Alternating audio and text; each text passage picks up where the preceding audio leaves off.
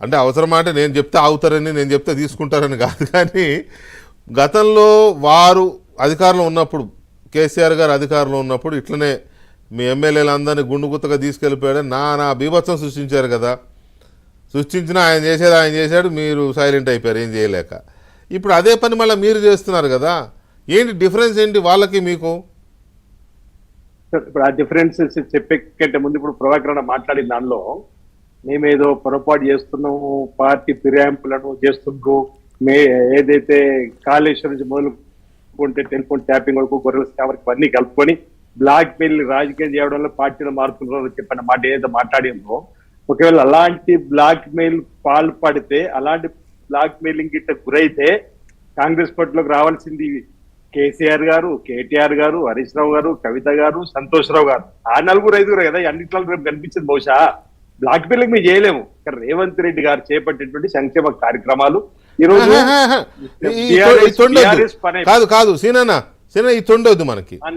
మీరు టార్గెట్ చేసి కేసీఆర్ గారిని, హరీష్ రావు గారిని, కేటీఆర్ గారిని వాళ్ళు కదా తీసుకోండి, వాళ్ళు వచ్చినా మీరు తీసుకోరని ప్రపంచానికి తెలుసులే. కానీ నేను అంటున్న పాయింట్ ఒకటే, ఈ అభివృద్ధి నా పాయింట్ ఒకటి వినండి, ఒక్క మాట వినండి. ఈ అభివృద్ధి ఈ సంక్షేమం చూసి మా దగ్గరకు వస్తా ఉన్నారు. ఈ కబుర్లు అందరు చెప్పేది, ఎవరు చెప్పేది కబుర్లు నేనన్నా నా వారు మాట్లాడడానికి జవాబు మీరు ప్రజలకు చెప్పాలి కాబట్టి చెప్పే ప్రయత్నం చేస్తున్నా. బ్లాక్ మెయిలింగ్ కాదంటున్నా. రేవంత్ రెడ్డి గారు చెప్పే సంక్షేమ కార్యక్రమంతో పాటు బీఆర్ఎస్ పార్టీ పతనం అయిపోయింది. బీఆర్ఎస్ పార్టీ మళ్ళీ తెలంగాణ రాష్ట్రం రాదనుకోండి.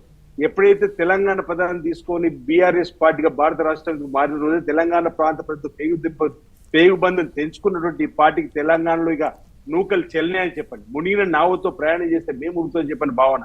ఈరోజు ఎమ్మెల్యే స్థాయికి వచ్చినటువంటి మానవ వనరులకు సంబంధించినటువంటి ఒక నాయకుడు ఎమ్మెల్యేగా ఎదిగినటువంటి ఆశామాషి కాదు, ఒక ఎమ్మెల్యేగా ఎదిగినటువంటి వ్యక్తి సామాజిక సాంఘిక ప్రజాసేవలు ఉండాలనుకుంటే ఏదో ఒక పార్టీతో ప్రయాణం చేయాలి.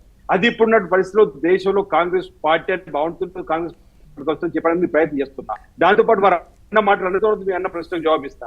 మరి మరో మాట అన్నారు, ఈ రోజు కాంగ్రెస్ పార్టీ ఏదైతే గతంలో ఆ పార్టీలు ఫిరాయింపులు చేశాను, వీళ్ళు పక్కన రాష్ట్రంలో సీఎం రమేష్, సుజనా చౌదరి, అంతే నిన్న మధ్యప్రదేశ్ లో మా కాంగ్రెస్ పార్టీ ఎమ్మెల్యేలు వాళ్ళ ప్రభుత్వం వాళ్ళ చరిత్ర ఏమి అంత క్లీన్ గా ఉందని నేను కూడా చెప్పలా.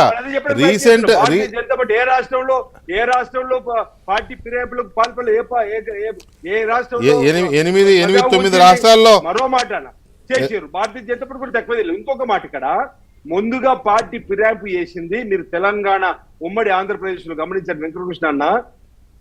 టిఆర్ఎస్ పార్టీ అధినేతగా కేసీఆర్ గారు మా సిరిసిల్ల నియోజకవర్గం గెలిచినటువంటి మా కాంగ్రెస్ పార్టీ అభ్యర్థిని మొట్టమొదటిగా పార్టీలోకి తీసుకున్నది కేసీఆర్ గారు. ఆ రోజు నుంచి ఆయన పార్టీలో ఫిరాయింపుడు పర్వం మొదలుపెట్టినటువంటి కేసీఆర్ గురించి ఈ రోజు మనం మాట్లాడుకుంటే ఎట్లన్నా, ఆయన వేసినప్పుడేమో ఈ రోజు కేటీఆర్ గారికి, హరీష్ రావు గారిని ఆ రోజు చట్టసభలు గుర్తుకు రావాలా, స్పీకర్ గారు గుర్తుకు రాలేదా ఆ రోజు ఈ రోజు కేటీఆర్ గారు మాట్లాడే మాటలకు పొంతనెక్కడది అంటున్నాం. ఈ రోజు ఒకటే మాట, మేము అధికారంలోకి వచ్చిన తర్వాత 64 సీట్లు మేము ఒక సిపిఐ అభ్యర్థి 60తో ఉన్నాం.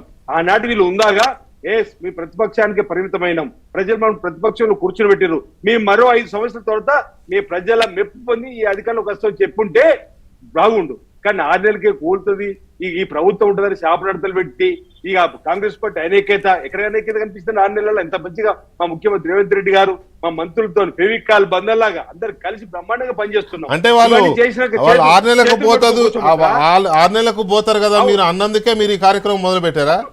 మరి చేతులు ముడుచుకుని కూర్చుకుంటారా అండి? ప్రభుత్వం పడగొడతాం వాళ్ళంటే మీ చేతులు ముడుచుకొని కూర్చోవాలన్నా? మరి రేవంత్ రెడ్డి గారి గురించి తెలుసుకునే విధంగా మాట్లాడితే ఎలా?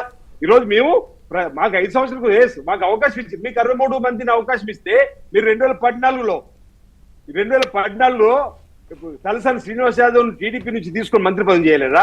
తర్వాత 2018 మీకు 88 సీట్లు ఇచ్చినాక కూడా నిజమే కానీ తీసుకొని శ్రీనివాస్ గారు 100% బీఆర్ఎస్ పార్టీకి ఇవాళ మాట్లాడే నైతిక అర్హత లేకుండా పోయింది. ఎందుకంటే అందుకే బీజేపీకి చెప్తున్నా. అందుకే అలాగే ఆ మాటకు వస్తే